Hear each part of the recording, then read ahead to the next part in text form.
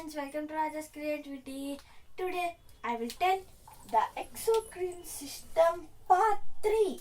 In the both videos front we told what is endocrine system and how it works and what are the parts functions. In this video I will tell what the endocrine system definition, parts, differences and functions of these parts. Today, this is the whole diagrams. Before I failed to draw diagrams, but now I will have drawn.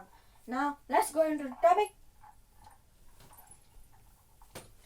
These are the organs needed here and the functions.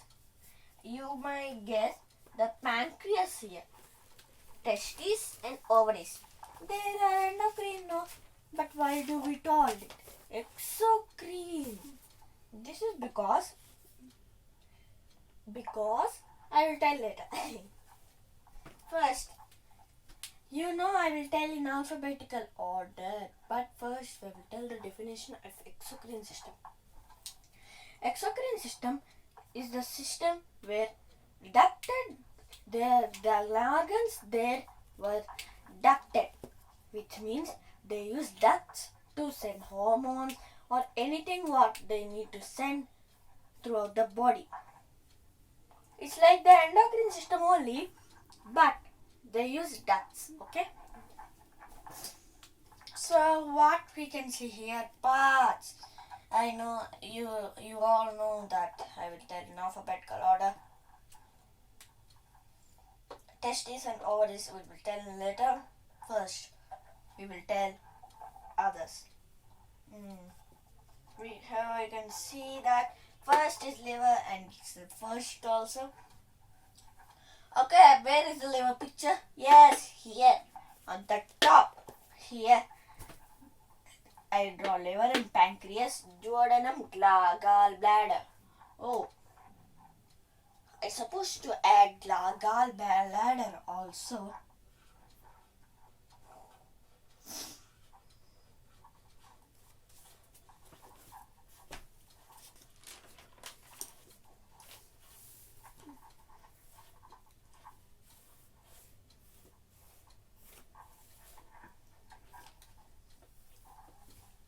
It's part of the exocrine system or not, because it stores and uses it. When it used, liver produces bile juice. This juice is stored in this gallbladder and it's released when it's needed. Here we can see that it do not produce it, but it uses ducts to do that. So it's may exocrine or not. Here in this video we can tell it exocrine only. And let's tell about the liver. The liver is one of the largest parts of our body. It's the size of the right lung almost. Okay. Now coming to the topic, it's protected by layers, and on top of it, it has diaphragm muscle which contracts and relaxes. I will tell it in the respiratory system, but now coming to the liver, it is also helps in lowering the poison and toxic levels of any food. It's also referred to as a digestive gland because it releases bile juice which can digest the food even for the energy absorption by our body through the small intestine, and it releases into the duodenum here. Now coming here, what we can see, pancreas, but we need to see in the alphabetical order. Yes, mucosa. Mucosa can guess? Yes, I think you will guess because I wrote mucus and hydrochloric acid here, and this is stomach. I need to draw here, but it's not sufficient, so I draw here. Here you can see I have drawn double layer here, but you think I have made a mistake by drawing with this marker. Not. It is actually like that only. This layer around inside the stomach is called mucus. This mucus is produced by mucosa cells present in the walls of the stomach. And here we can see the other glands also produces hydrochloric acid. It's a combination of hydrogen and chloride. Hydrochloric acid compressed and forms acid in these glands for the hydrochloric acid formation, and when it's released, it's used to kill the germs in the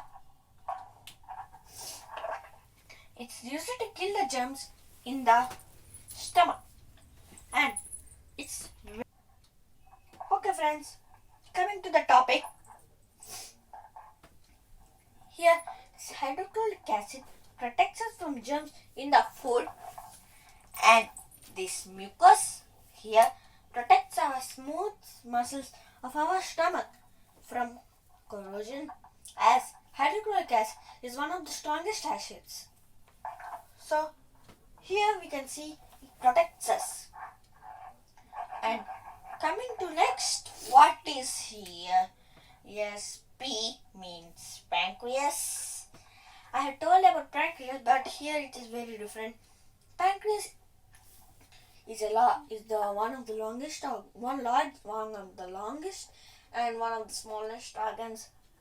It's not small, but its size is very big also.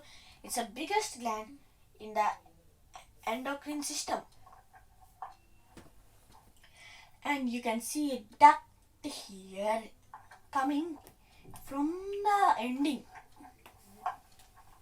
Here you can see in the middle, here the insulin and glucagon are produced in this portion.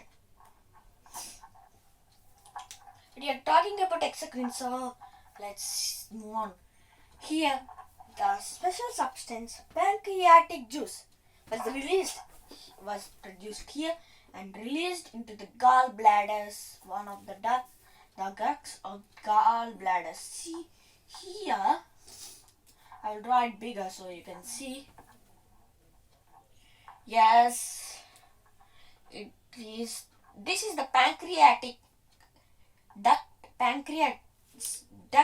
and this is gallbladder's duct. And they connect to the duodenum here. So here,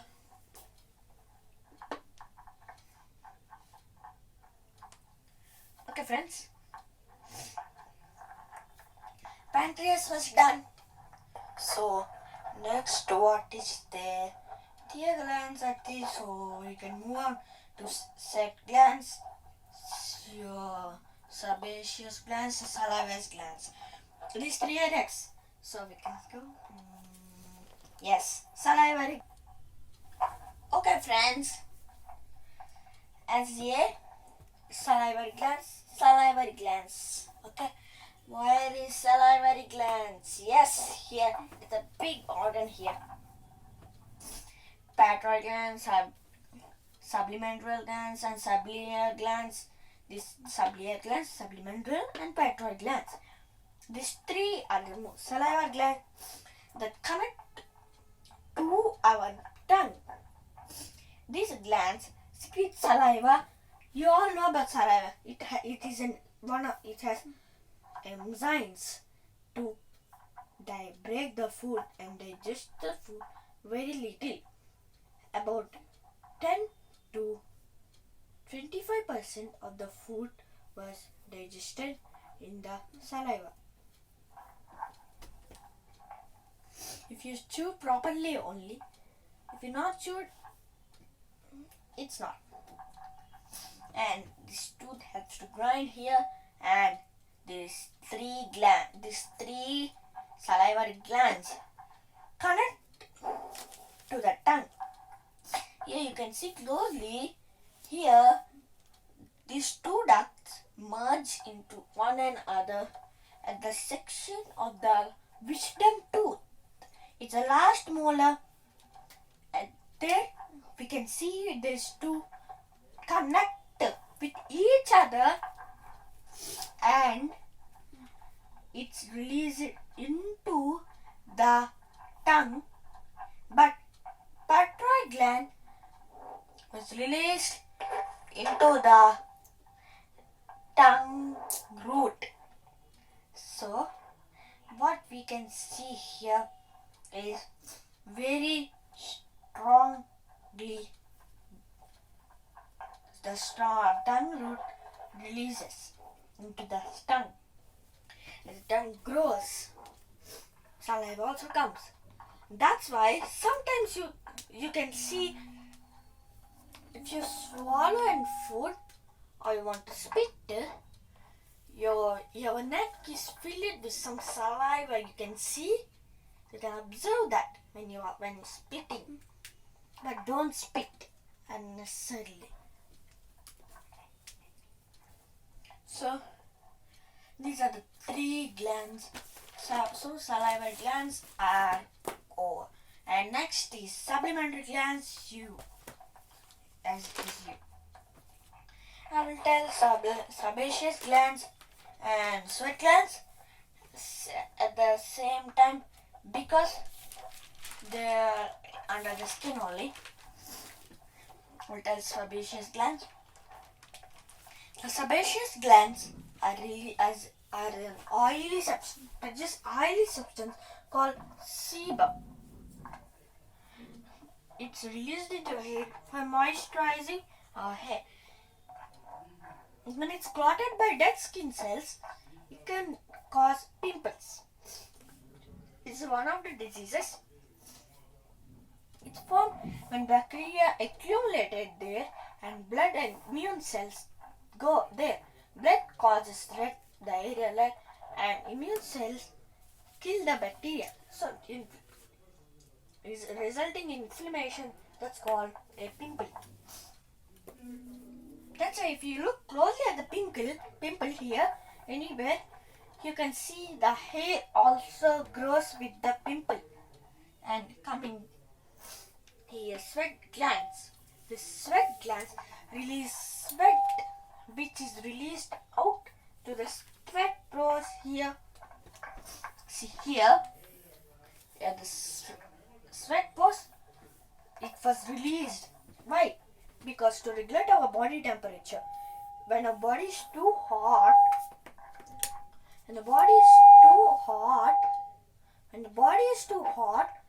the sweat absorbs. It's a combination of water and some other chemicals and proteins, and it comes together with heat and comes out and evaporates, causes cooling. And there are two types of sweat glands: acrine glands and apocrine glands. Acrine glands are produced all over our body. They make sweat normally, as you know.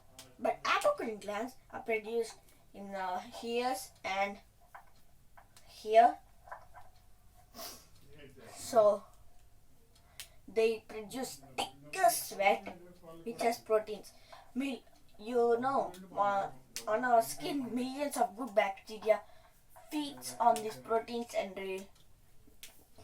release bad smell, which is called our body odor. That's why you have body odors only from this ears and here. Now coming to the topic next. These all sessions are completed, so we will tick all of them.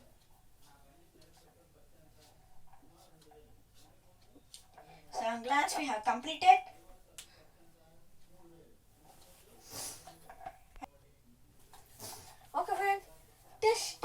I had told in the previous videos, so I will tell these two ovaries in this at a time and faster.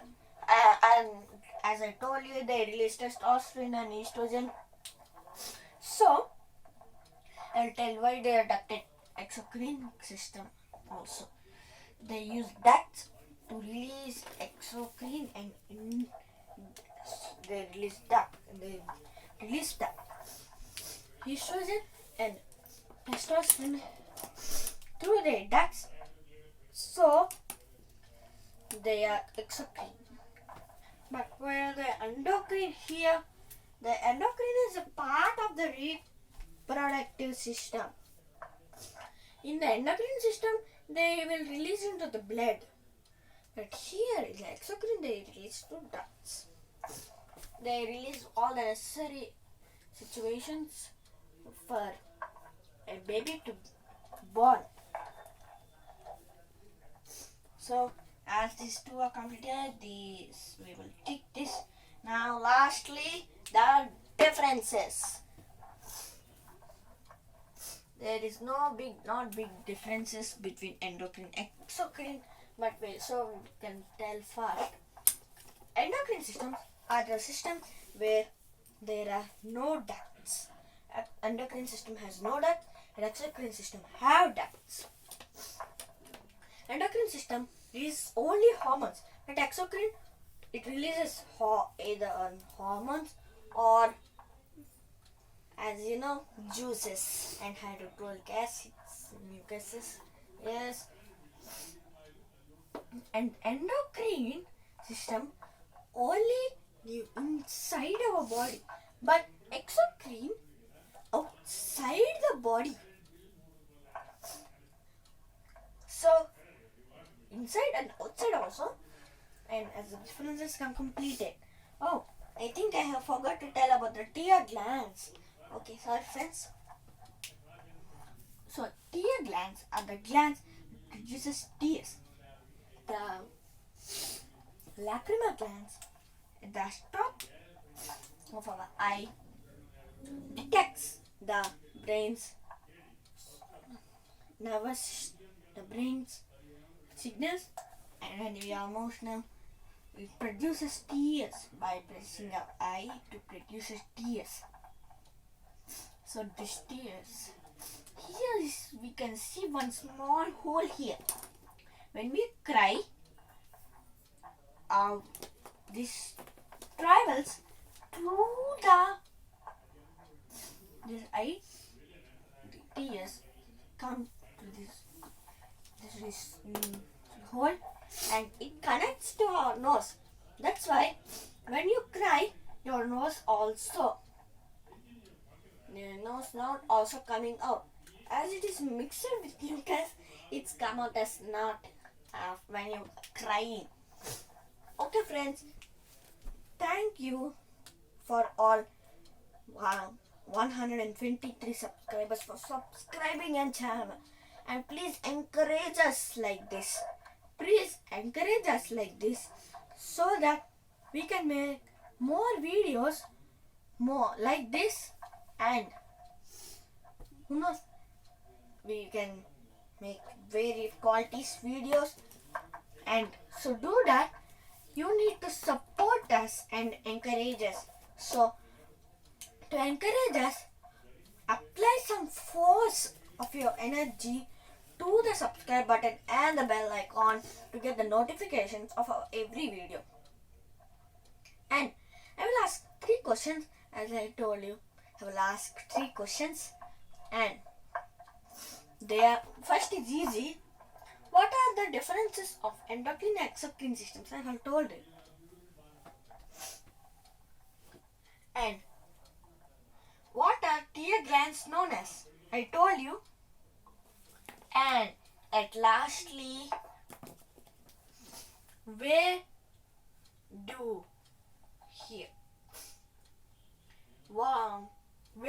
did the subliminal glands and subliminal glands are present? Please put it in our comment section below and click our like and subscribe button and encourage us, please. Okay? Bye, friends. Bye, friends.